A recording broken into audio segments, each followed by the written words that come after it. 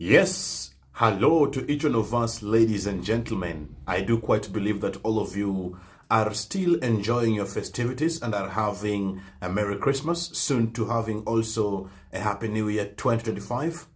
Nice, nice. So this is Teacher Fred speaking to us, and today I would like to share with us some 5 reasons why some people, or should I say most people, struggle in learning German, right? So in this video today, I want to share with us some of the reasons why some people struggle in learning German. And then of course at the end, I'm going to be giving you some of the tips on how you can combat these hindrances, okay?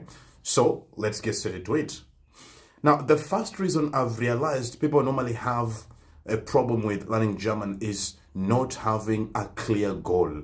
Not having a clear goal, a clear aim, or a reason as to why they're studying. I could also classify it as a motivation, right? So you realize that if I don't have a clear target or reason as to why I am studying the German, it will make you struggle a bit because you will not stay consistent in the study because there is no clear aim at the end of it, right? So this is a very big hindrance when one is learning the language and doesn't have a clear goal. Are you doing it for work? Are you doing it for studies? Are you doing it for family? So if one is not able to answer that, it becomes difficult for one to study, right? And then of course, most would say, I'm doing it because I was forced to do it, right? Maybe I'm doing it because my friend is doing it. No, that is not a good aim or goal, right? So that is the first hindrance that can make it hard for one to learn German. Now, the second one is when one hasn't decided on how they're going to learn it. Are you going to learn it online? Are you going to learn it physically? Are you going to learn it in a group or privately? So not having answered the question how you're going to learn it is also going to be a bit of a hindrance to many, because you find someone does it online for 2 days and then also wants to do it physically a day, and then of course maybe you want to do it in a group, etc. So not knowing how you're going to answer to do it is also going to present a challenge. So one has to decide how you're going to do it.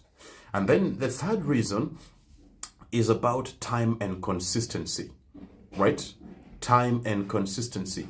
Now, it's important that one decides on how they're going to do it. That is in terms of time and how consistent are they going to do it. Are you going to do it daily?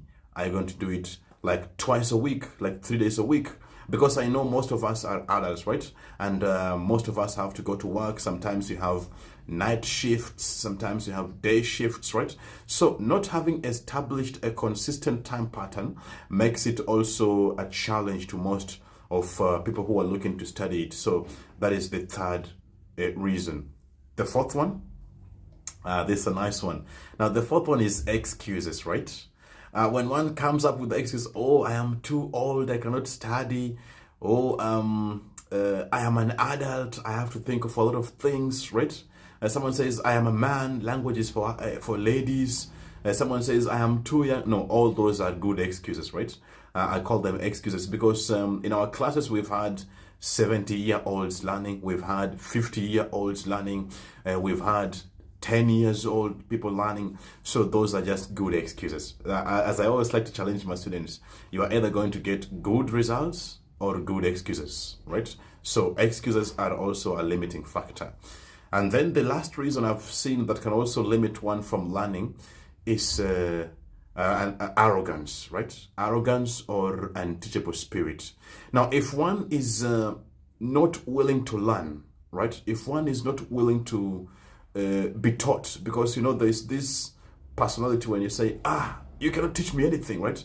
I read this, or this other person said this, or maybe I watched this like this. So bottom line is that when one is not able to be taught, it tends to limit the ability of learning, right?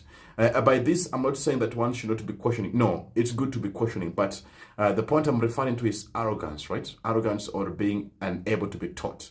As I always point out in the book I wrote, is that a good teacher must also be a good student, right? Like for my case, I sometimes also have to submit to someone who is above me, right?